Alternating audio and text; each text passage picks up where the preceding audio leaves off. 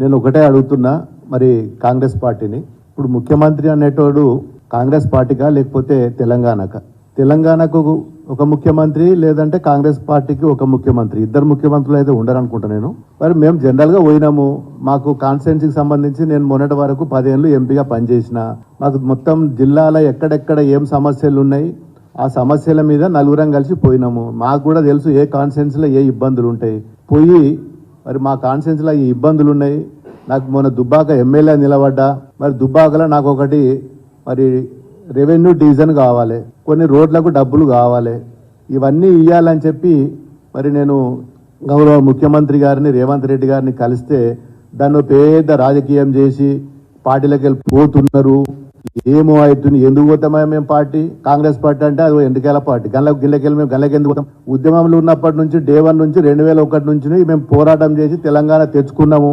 మా మెదక్ జిల్లా అంటే ఉద్యమాల గడ్డ, గిల్లకెళ్ళి మేము గల్లకెందుకు పోయి కాంగ్రెస్ పార్టీలో పోతామా. ఇప్పుడు సమస్యల మీద పోవాలి కదా, మాకు ప్రజలు గెలిపించారు, మన 54,000 మేడతో గెలిపించారు, వారికి ఎన్నో సమస్యలు ఉన్నాయి.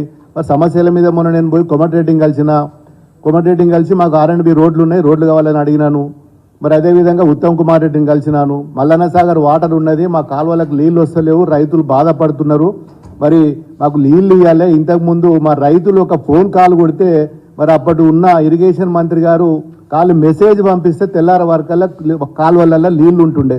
ఇలా 15 రోజులు అవుతుంది నేను ఇలా ఉత్తమ్ కుమార్ రెడ్డిని కలిసి, ఈ రోజు వరకు కూడా మరి నీళ్ళు వేయలేకపోతుండే. ఈ రోజు వచ్చి మరి కొండా సురేఖ గారు వచ్చి ఇలా మా దగ్గర దుబ్బాకల ప్రోగ్రామ్ చేస్తున్నది. దానికి ప్రోగ్రామ్కు మాకు ఎవరు చెప్పాలి, అధికారులు చెప్పాలి. ఇవాళ ఎవరు వాళ్ళ కాంగ్రెస్ పార్టీ ఇన్ఛార్జులు ఇలా వాట్సాప్లలో పెట్టి మా మంత్రి గారు వస్తున్నారని చెప్పి వాళ్ళు ఇలా కింద ఎవరి పేర్లు ఉన్నాయి, పూజల హరికృష్ణ, మన సిద్దిపేట నుంచి ఓడిపోయిన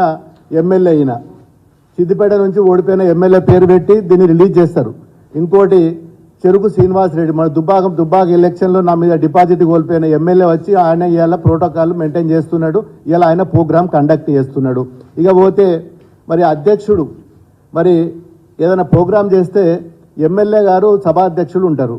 ఇలా మా పేరేమున్నది, ఇక్కడ కొండ సురేఖ, తర్వాత 4 మంత్రులు, కింద 4వ ప్లేసుల్లో 5వ ప్లేసుల్లో ఎమ్మెల్యే పేరు ఉన్నది.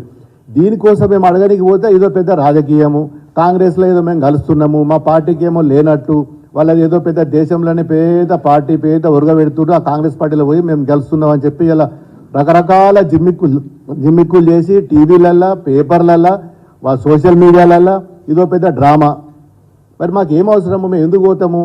మరి ముఖ్యమంత్రి అన్నప్పుడు మేము అందరి దగ్గర పోతాము, అందరు మంత్రుల దగ్గర పోయినాము. నేను 2 సార్లు ఎంపీ ఉన్న ప్రధానమంత్రిని కలిసిన, మంత్రులను కలిసినాము, రాష్ట్రానికి రావాల్సిన రైల్వే మంత్రులను కలిసినాము, హైవే గురించి నేషనల్ హైవే మంత్రి నితిన్ గడ్కరీని కలిసినాము, మరి సివిల్ సప్లై ఫుడ్ కార్పొరేషన్ మంత్రులను కలిసినాము. ఏ రోజు కూడా ఢిల్లీలో ఉన్నన్ని రోజులు మేము మంత్రులను కలిసి మాకు రావాల్సిన మరి తెలంగాణ రాష్ట్రానికి మా నియోజకవర్గం రావాల్సిన నిధుల గురించి కొట్లాడినాము. అదే తరహాలో ఇప్పుడు కూడా పోయినాం. ప్రధానమంత్రిని కూడా నేను 3 సార్లు కలిసిన. అదే తరహాలో ఈరోజు ముఖ్యమంత్రి గారిని కలవడం తప్ప, మంత్రులను కలవడం తప్ప, అధికారులను కలవడం తప్ప, సెక్రటరియట్కి నేను పోయిన, ఇప్పటికి 4-5 సార్లు సెక్రటరియట్కి పోయిన అధికారుల దగ్గర మా ఫైల్స్ పట్టుకొని. ఎందుకు పోకూడదండి? దీన్ని పట్టుకొని వార్తలలో పెద్ద పేపర్లలో వేయడం అనేది కరెక్ట్ కాదు.